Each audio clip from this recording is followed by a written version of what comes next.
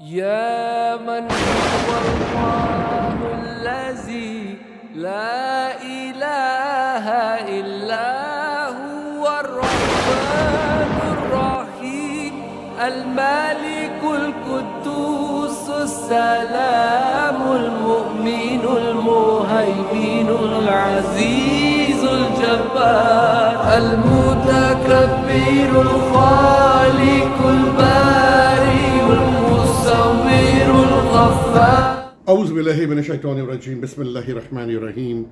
أشهد أن لا إله إلا الله وأشهد أن محمدا عبده ورسوله. Dearest beloved divine friends, family, brothers and sisters, I seek refuge from evil preponderance of Satan, which is a part of our nation, a part of our nature that is within us.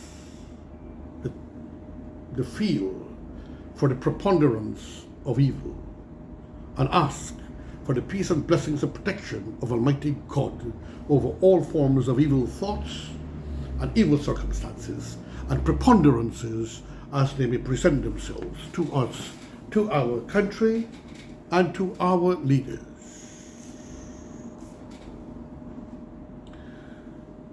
As I said, I will not be doing like a khutbah for a while,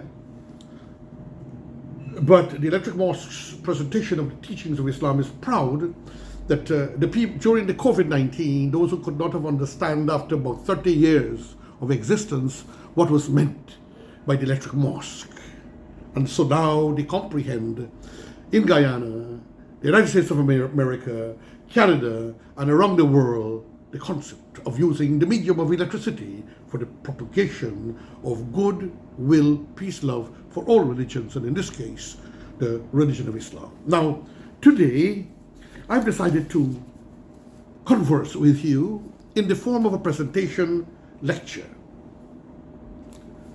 The mountain,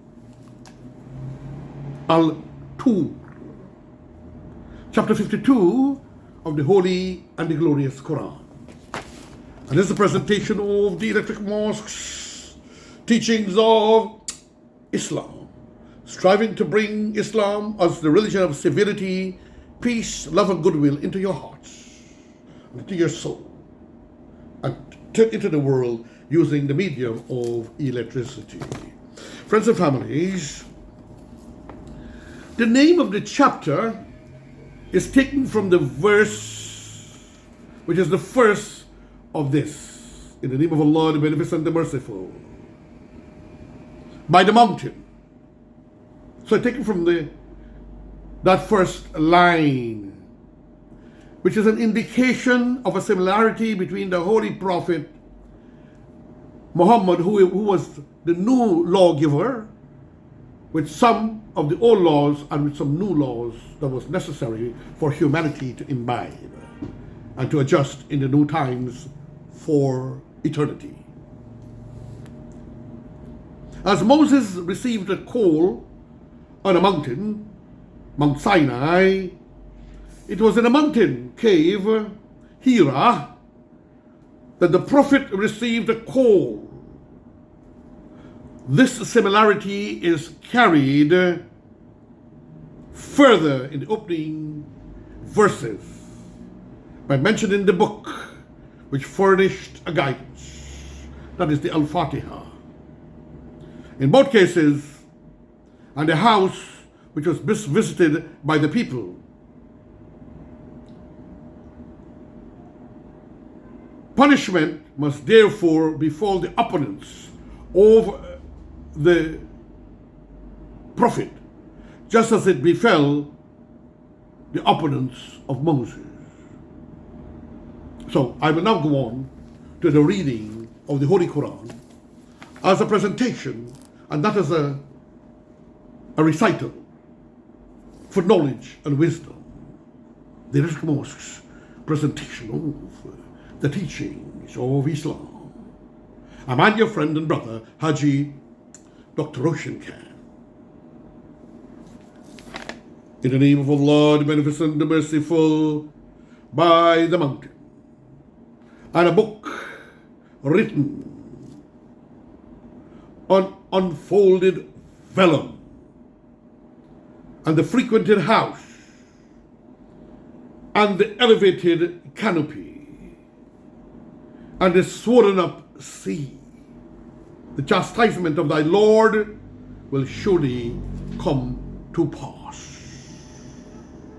There is none to avert it on the day when the heaven will be a state of commotion, and the mountains will pass away fleeing. Now,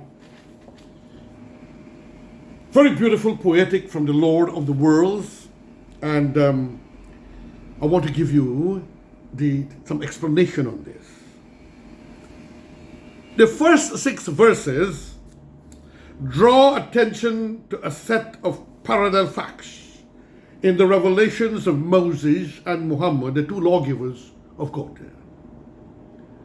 So who is closest to Moses, who was an inflictor of punishment, a lawgiver, a charitable person, a person who had to, at the same time, defend, to protect and wage war, and had wives and children. The person closest to Moses among the prophets and the teachers is not the great seer, teacher, mystical master, Jesus Christ, on whom be peace and blessings, but Muhammad, closest to Moses. The mount in the one case is Mount Sinai, that's Moses, where he received his 10 commandments. And in the other case, the Mount Hira, the book stands for the Torah of Moses in one case, and the Quran on the other for Islam and Muhammad. The house, there's none to avert it on the day when the heaven will be in a state of commotion. The house that is frequented and the elevated canopy refer, on the other hand, to the tabernacle raised by Moses for the Israelites as a sacred place where they worshiped God and offered their sacrifices. And on the other hand, the sacred house of Makkah, which was to be the center of the Muslims of all nations, all countries and all ages. That is where they were to offer their sacrifices. Sacrifices means to pray and sacrifice, not necessarily to kill animals. The swollen was represented by the sea. But earlier, if you realize, when I read the word vellum, these things were recording on vellum. They were goat skins, animal skins. So if you didn't understand the word vellum, it means animal skin, like a kind of a parchment on which they used to write the revelations and the teachings and the thoughts and the wisdom.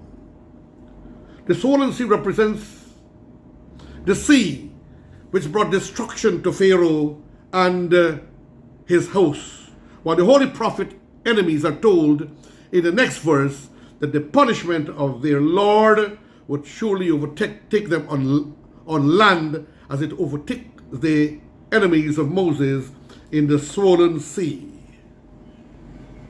But note that the word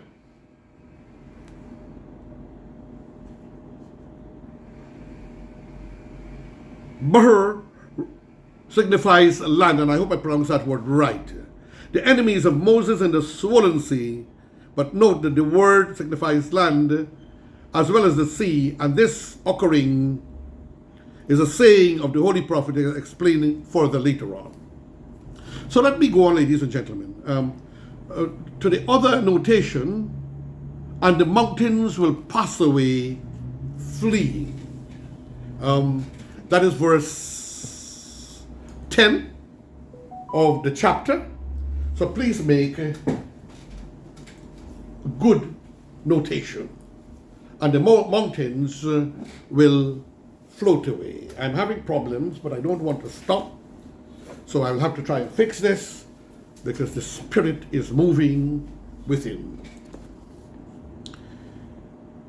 The great transformation that was to be brought about by the Prophet Muhammad, peace and blessings of Allah be upon him, the sweeping away of the old order of superstition, and the Arabs had lots of that, ignorance and vice, evil and immorality, and in the replacement of light, the Nur of Allah, learning and righteousness, replacing all of those evil, the overthrow of a wicked generation and the ushering of a new era is here represented as the commotion of the heavens and the passing away of the mountains. And the mountains will pass away on the day when the heaven will be in a place of commotion, and then the mountains will pass away. Let me go on, beloved divine friends and families.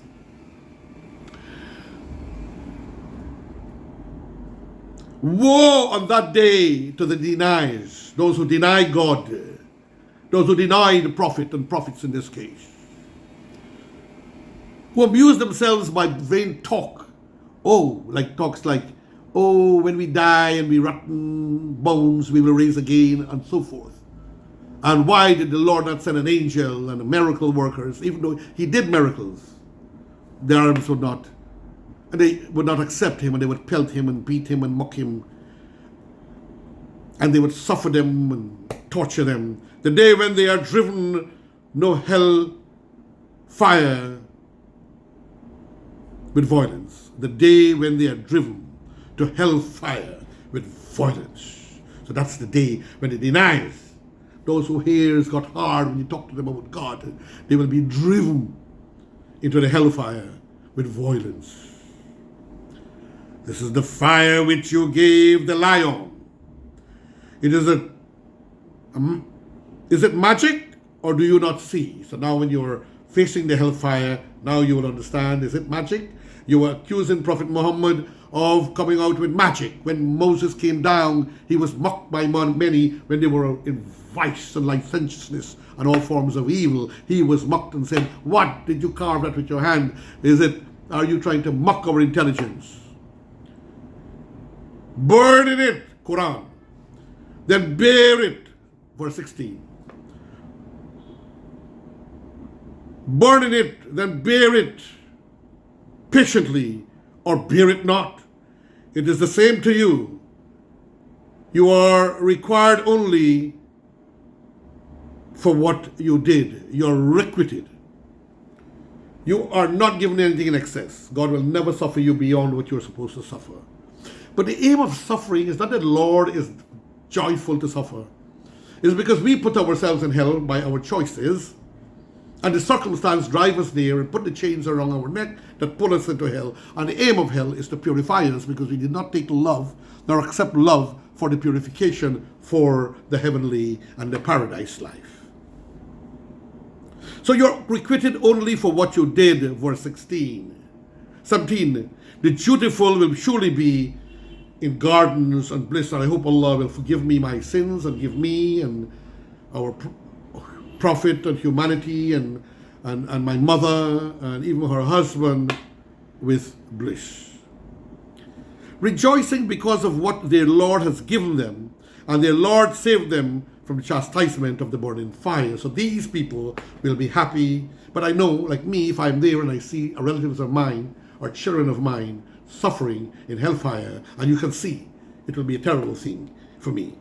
Eat and drink with pleasure for what you did, so you can enjoy all of your blessings and bounties for the goodness, for the wonderful life and the righteous things that you have done. Reclining on thrones as set in lines, and we shall join them to pure, beautiful ones. So let us see what they are trying to say here. 20 something, anyhow. 23:56. The word hur comes 4 times in the Holy Quran. And on 2 of these occasions, here And in 44:58, the form adopted is,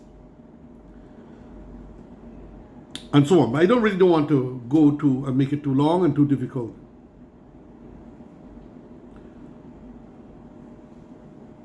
To realize the true significance of the word hur, 2 points must be borne in mind. The first is that paradise is a place for the faithful women as well as for faithful men, and hence the Holy Quran often speaks of the faithful as being in paradise with their wives. And if you doubt that, you can refer to the instance of 36:56, where the faithful are spoken of as sitting on thrones with their wives. They're spoken of as being in paradise with their wives and offspring. The second is that the blessings of paradise are alike for women and men. Some people like to put down women for some reason or the other, including Muslims, I'm ashamed to say. Some. The second is that the blessings of paradise are alike for women and men, there being not the least difference in disrespect between the two sexes. And so I will let that be for now, because I want to finish this little chapter, friends and family, ladies and gentlemen. And we shall aid them with fruit and flesh as they desire. So those who want to eat meat, but Allah put fruit first, which is really the preferable thing.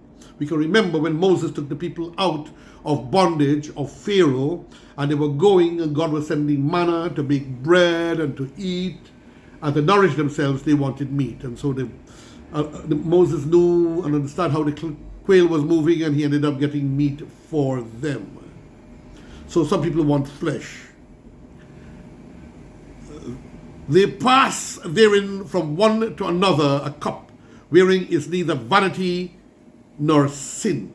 So we need an explanation in this. They pass therein from one to another a cup, wherein is neither vanity nor sin. And we got an explanation, I'll give you that shortly. And around them go boys of theirs as if they were hidden pearls. And some people try to make that look very nasty and very bad. 23:60, we'll have to check that out, ladies and gentlemen. Remember, this is a lecture and not necessarily a recitation or a khutbah.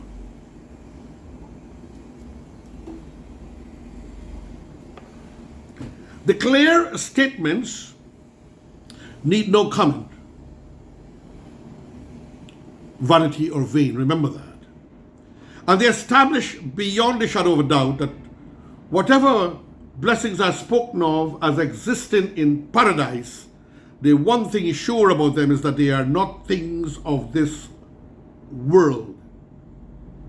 Hence, even the white-eyed, large-eyed ones, or the pure, beautiful ones, the hurin of this verse are not actually beautiful women of this life. There's some presentations and some translation that say it represents women. And that some Maulanas and sheikhs and imams and people who read are actually committed adultery by thinking of the evil, thinking these large-eyed, white-eyed persons, referring to persons and women. It's not referring to beautiful women of this life.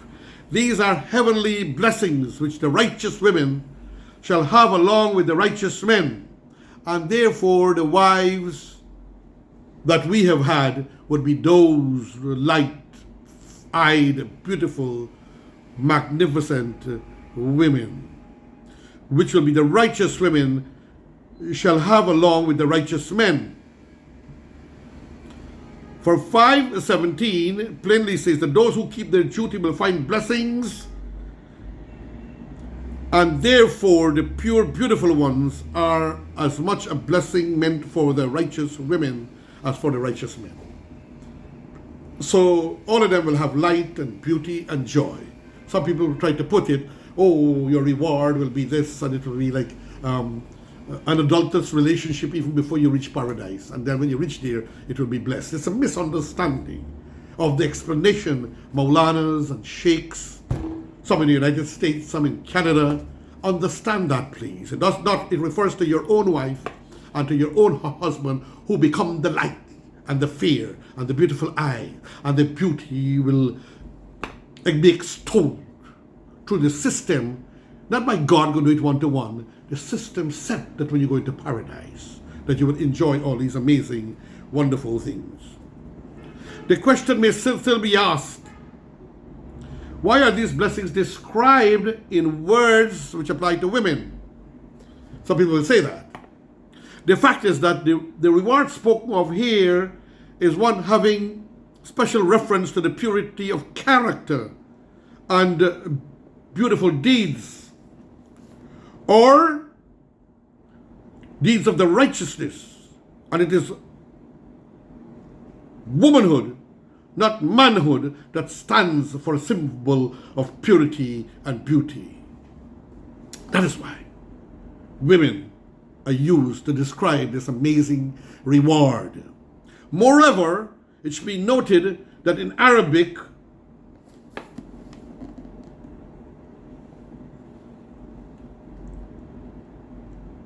I have my glasses are not very well, and a few words that I'm not seeing too well with. Right? Signify good deeds and pure things, as well as good women and pure women. And this is another reason why the reward is a good one. Pure deeds is spoken of in terms and to apply to women, but note also that hur and in are plurals of words applying to men as well as to women, and also the quality of deeds. So this is the first time I think many people might be hearing this explanation that is not women that one will start committing adultery from or fornication in this world before they reach paradise. It is referring to character and blissful nature of men and women who have had rightful deeds, and their character will be extolled or embellished. And we move on.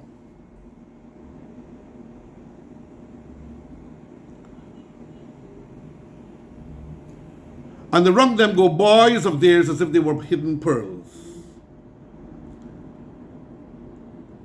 25, 23:60.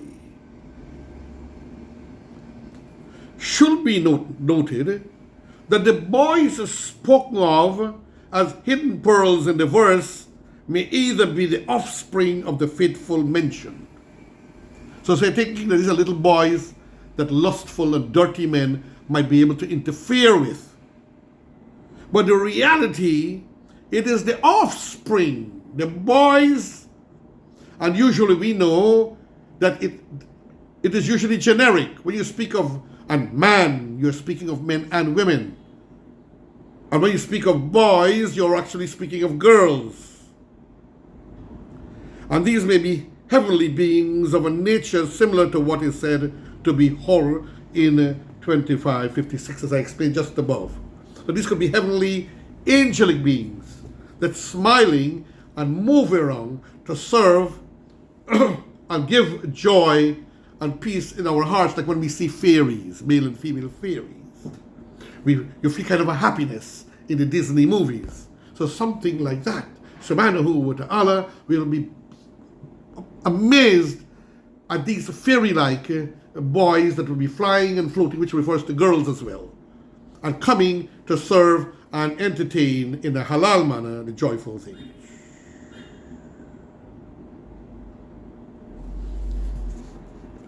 And so I hope, brothers and sisters, sheikhs, imams, maulanas, that you would listen very keenly to those explanations.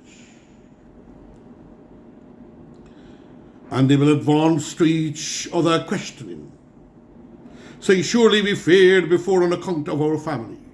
When they see their beautiful children, daughters, and they see their wives and their families are together, Subhanahu wa ta'ala will bring families together in paradise. And that's why prayer of parents for children to save them.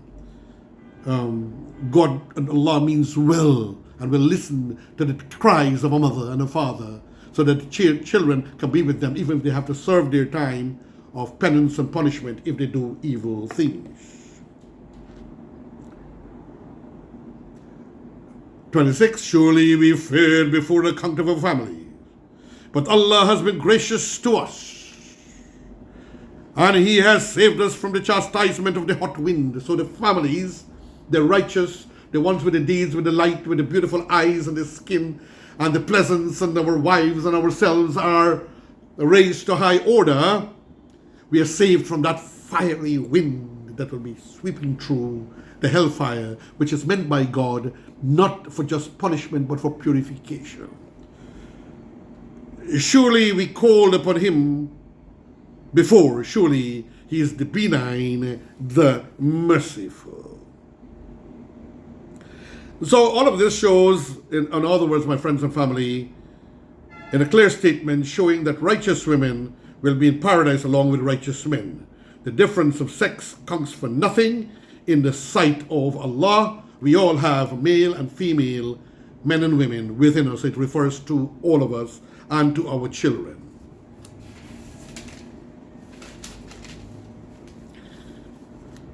So remind, for by the grace of thy Lord thou art no soothsayer, nor a madman. So tell them who call you mad, O Muhammad, that by the grace of thy Lord you are not a predictor or a magician nor a madman, or say a poet. We wait for him the evil accidents of time. And Allah is saying, for those who are evil, we are waiting for you. Say, wait, I wait along with you. Or do they understand? Do their understandings bid them to this? Or are they an inordinate people? Or they say he has forged it. Nay, they have no faith. They will accuse Muhammad that he forged the Quran. Then let them bring a saying like it. If they are truthful, try to create one. Show us one. Or were they created without the creative energy? Or are they the creators? 23:63. Or without a cause, or without a purpose.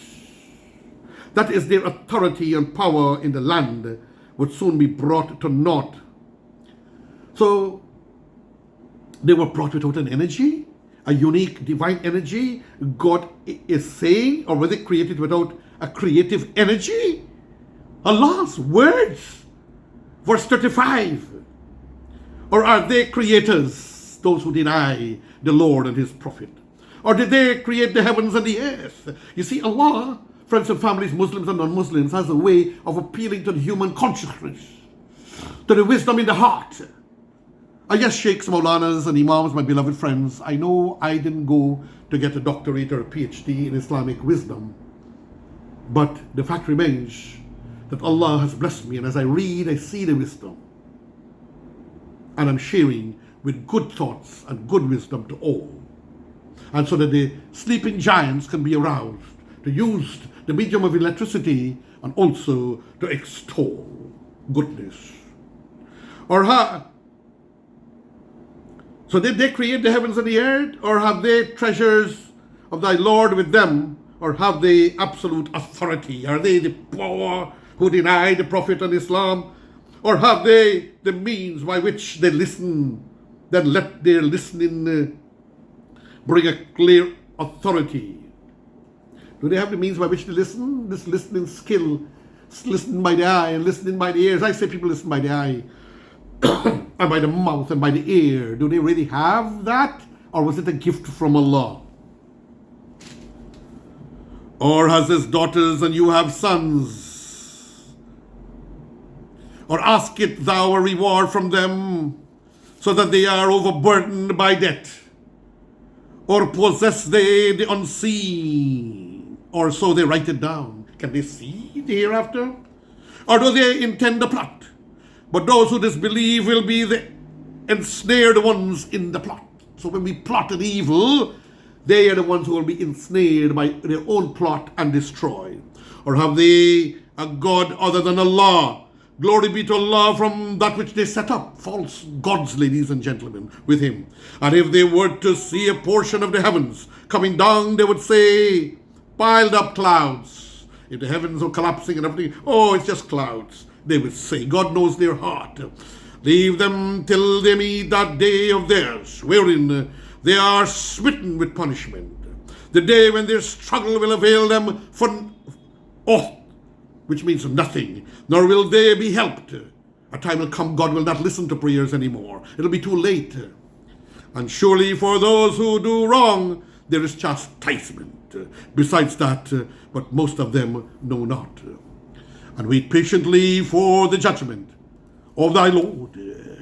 For surely thou art before our eyes, and celebrate the praise of thy Lord. Then thou risest, and wait patiently for the judgment of thy Lord, for surely thou art before our eyes. He's telling us that he's seeing them. And celebrate the praise of thy Lord when thou risest, when you wake. Do your namaz, do your salah, give praise to Allah, recite the words, do some zikr. And in the night, give him glory too, and in the setting of the stars. Subhanahu wa ta'ala is giving us the formula to save ourselves and our families and the universe. Once we do good for ourselves, and once we recite, the entire world experience goodwill. The judgment, I'm going to explain the last piece now as I close. The judgment of the Lord signifies the punishment of the wicked. The Prophet is not to have any fear, for he is spoken of as being before our eyes. Dearest, beloved, divine friends, family, brothers and sisters, it is my joy to have presented this to you, this amazing presentation of the mountain, ALTUR. May the peace, mercies and blessings of Allah be with one and all. La ilaha illallah, la ilaha illallah, la ilaha illallah, Muhammadur Rasulullah. I bless each and every one of you. I touch you, and may Allah use my fingers and my hand to touch you and bless you, and the air and the universe. And I touch you, you can touch me. And I blow on the holy waters that you may hold in your hand, through the name of Allahu Akbar, la ilaha illallah, Muhammadur Rasulullah, Ameen, Ya Rabbal Alameen. Quran Hafiz. Go with God. يا من هو الله الذي لا إله إلا هو الرحمن الرحيم الملك القدوس السلام المؤمن المهيمن العزيز الجبار المتكبر الخالق